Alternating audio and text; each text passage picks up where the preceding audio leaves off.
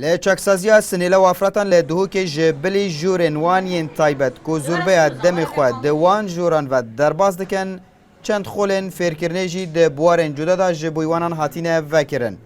وکه سنیلین و چکسازیت بیجن لویر فیری گلک تشتا بوینه لی اواکو جه نخوشیه و بیزاریه جبویمه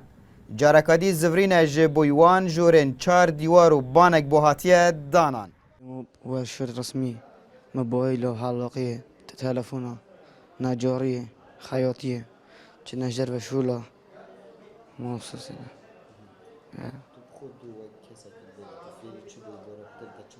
رسم والله قولي ما بورشوفة ورشوها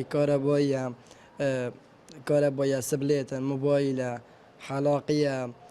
ورشة رسمية عم قابون فمش كل مدرسة هم كانت طبقانت عربه بره چکسازیا سنیلا و افراتان جی دوی باریه دایه که او درگه هک بیتن لپشتی درکتن آوان دناوا وان جوراندا مفاجه ورگرن و ببنه کسین خودانشیان اف پروژه بوما و شش هیویا و سودک گلک باش هبیا بو اول سه هیو بورین پشتیما تقییم مشروعی کری مشروع گلک باشه و گلک سود جوار گرتیا و از بارم جی بتوانبینا وی پروژه افکست فعلی واد خلابن دشن وقت در کمنجی دشن کاری کی کن هکر وقتی که محتاجی پارابن خلطه کر بید کو شنبونا کاری افریقا او محتاجی پندنا بیتن کو کاری خواه فعلی وا پیشا بینه دشن کار کنی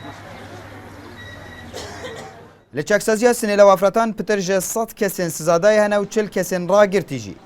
کسو کارن وانجی لحفتی دو جارانو به تن دموه دو دمجمران دا مافیا سردانا وان بکن.